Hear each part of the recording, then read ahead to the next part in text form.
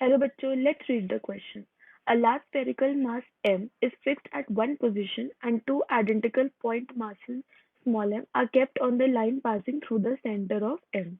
See figure. The point masses are connected by a rigid massless rod of length L, and this assembly is free to move along the line connecting them. All three masses interact only through their mutual gravitational interaction. When the point mass nearer to big mass, which is capital M, is at a distance r is equals to 3L from M, the tension in the rod is 0 for M is equals to K M upon 288. The value of K, हमें value of K बतानी है. Okay, let's begin.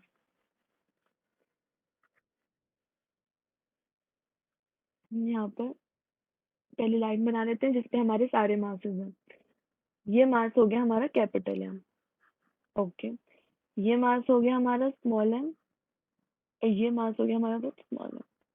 ये तीनों contact में है सिर्फ gravitational force की वजह से. और यहाँ पर दे रखा है ये रिजिड मासलेस रॉड पे है और ये किस तरफ हमने माना कि ये इस डायरेक्शन में एक एक्सेलरेशन से मूव कर रहे हैं. ठीक है, तो पहले हम अपनी फोर्सेस चेक करते हैं एम और एम की. हमें पता है ये डिस्टेंस कितना दे रखा है आर. यहाँ पर देखो ये आर दे रखा है और यहाँ पर हमें बताया कि आर कितना है 3L के बराबर और ये हमारा कितना है L. तो पहले हम स्मॉल एम के लिए अगर फोर्सेस करें तो इन दोनों के बीच में एक ग्रेविटेशनल फोर्स होगा इस डायरेक्शन में. एम इस बड़ा वाला एम छोटे एम पे एक ग्रेविटेशनल फोर्स लगाएगा, उसे हमने F1 कर लिया.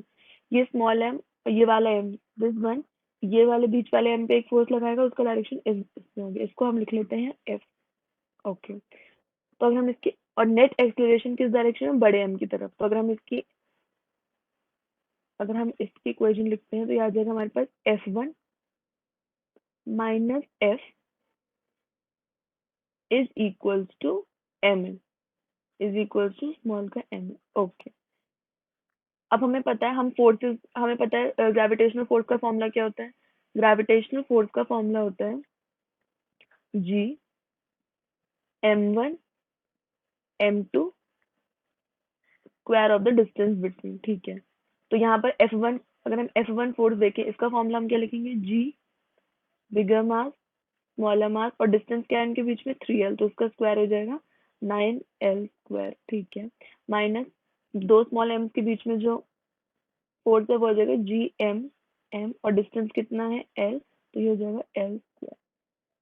ये हो गया हमारा MA के बराबर. ये आ गई हमारी फर्स्ट इक्वेशन. अब हम सेकंड वाले के लिए करते हैं. हम सेकंड वाले को देखेंगे तो हमें पता चलेगा ये स्मॉल एम है. अगर इस पे हम देखें तो ये बड़ा वाला एम एक फोर्स लगाएगा ग्रेविटेशनल, वो इस डायरेक्शन में हो जाएगी बड़े वाले एम की तरफ. इसको हम ले लेते हैं F2 और ये स्मॉल एम इस पे फोर्स लगाएगी इक्वल एंड ऑपोजिट होगी. तो ये वाला जो स्मॉल एम है ये कितनी फोर्स लगाएगा इस पे F ही फोर्स लगाएगा. किस डायरेक्शन में होगी ये फोर्स. ये स्मॉल एम पे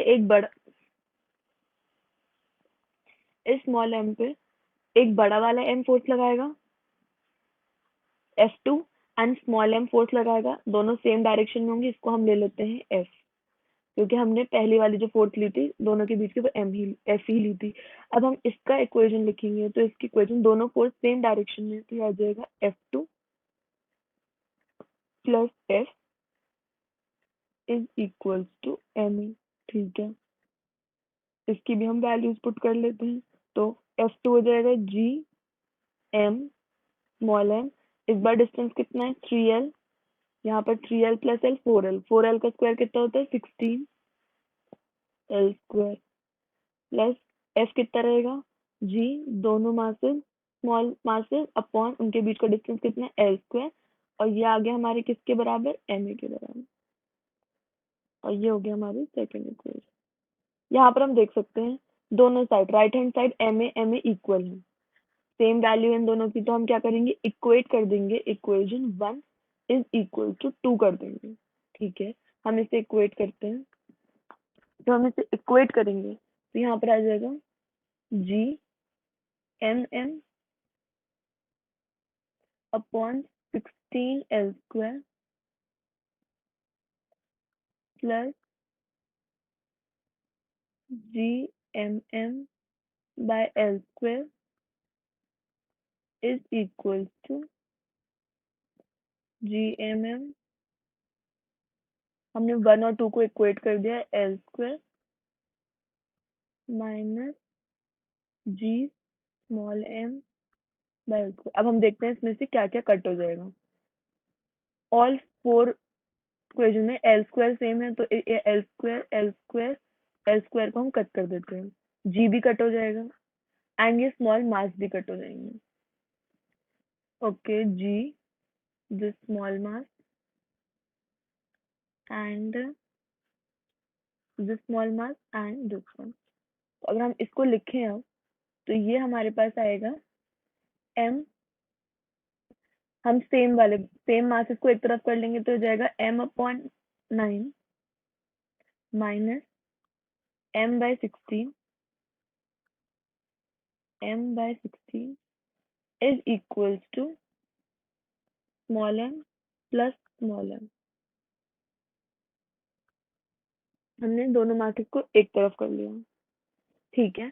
और जब हम इसको सॉल्व करेंगे तो हमारे एक स्मॉल m की वैल्यू, हमारे स्मॉल m की वैल्यू कितनी आएगी, let me right it somewhere है।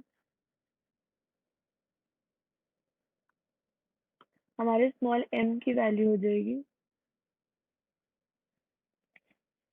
स्मॉल m की वैल्यू हो जाएगी हमारी 7m बाय 288। यस, ये हमारी वैल्यू आ गई स्मॉल m की। कितनी हो गई है, 7m = 28। और क्वेश्चन में हमें किससे रिलेट करना है इसे, m = k/m/28। तो m/28 सेम है, तो वैल्यू k की वैल्यू क्या हो जाएगी, 7। यस, तो हमारी k की वैल्यू जो इन्होंने हमसे पूछा है ये हो जाएगी 7। Hope you understood it well. All the best.